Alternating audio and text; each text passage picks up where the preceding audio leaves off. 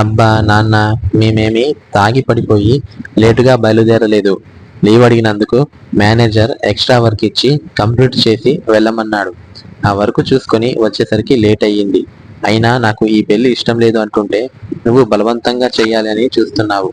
ఒక్కసారి ఆలోచించు నాన్న. ఇష్టం లేని పెళ్లి అవసరమా? నేను కాదు, నువ్వు ఆలోచించు.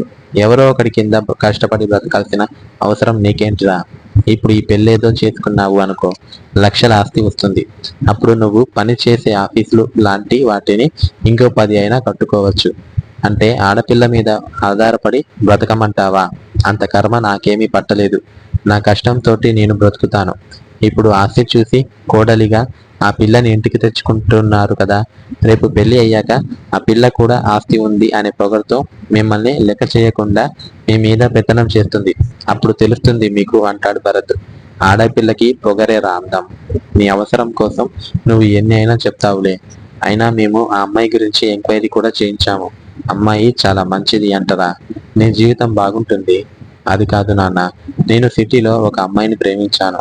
అందులో తప్పేముంది? నన్ను చూడు, ఇంట్లో మీ అమ్మ ఉంది, బయట చాలా మంది ఉన్నారు. నువ్వు కూడా నన్ను ఫాలో అయిపోవడమే. ఛీ, ఏంటి నాన్న నువ్వు ఇంత చండాలంగా మాట్లాడుతున్నావు? నిజాలు ఒక్కొక్కరికి ఒక్కోలా అర్థమవుతాయి.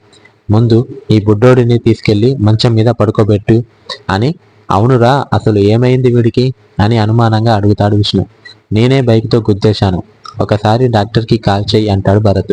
కావ్యని లోపలికి తీసుకెళ్తూ ఎదురుగా ఉన్న అమ్మని పలకరించి కాఫీ ఇవ్వమని చెప్పి తన కోసం ఏర్పాటు చేసిన గదికి వెళ్ళి కావ్యని పడుకోబెట్టి, కనీసం 40 కేజీలు కూడా ఉంటావో లేదోరా ఈ బుడ్డోడు. నా ఫ్రెండ్ అన్నట్టు నువ్వు నిజంగా మెత్తగా దూదిలా ఉన్నావు. అమ్మాయి వెయ్యుంటే ఈ పాటికి ఎంతమంది వెంట పడుండేవాళ్ళు. క్యూట్గా ఉన్నావురా బుడ్డోడా అని ఫ్రెష్ అవ్వటానికి వాష్రూమ్కి వెళ్తాడు. ఇద్దరికి పెళ్లి చూపులు జరగలేదు, కేవలం ఫొటోస్ చూసుకున్నారు. భరత్ ఫోన్లో కావ్య ఫోటో ఉంది. కావ్య అమ్మాయిగా కనిపించి ఉంటే గుర్తుపట్టేవాడు. కావ్య కూడా భరత్ ఫోటోని చూసింది. ఇది లేస్తే ఏం చేస్తుందో చూడాలి మరి. బావా బావా అంటూ హాల్లో ఉన్న మోహన్ దగ్గరికి పరిగెత్తుకుంటూ వస్తాడు జనార్దన్. కావ్య కన్నా ఒక 10 ఏళ్ళు పెద్దవాడు. మన వాళ్ళు మైదుకూరు వరకు వెళ్ళొచ్చారు. అక్కడ కూడా కావ్య అమ్మ కనిపించలేదు. బస్సు స్టాప్లో లేదు. రైల్వే స్టేషన్కి వద్దు అన్నాను. మన అమ్మాయి చీప్గా రైలు ఎక్కదు కదా. పోనీ ఎవరిని అయినా హైవే మీద హైదరాబాద్కి వెళ్ళటానికి లిఫ్ట్ అడిగి ఉంటుంది అంటావా బావా అని అనుమానంగా అడుగుతాడు జనార్దన్. మోహన్కి స్వయాన బామ్మర్ది. నాకేం తెలుసురా, అది ఏమైనా పలానా బండిలో వెళ్తున్నాను అని చెప్పి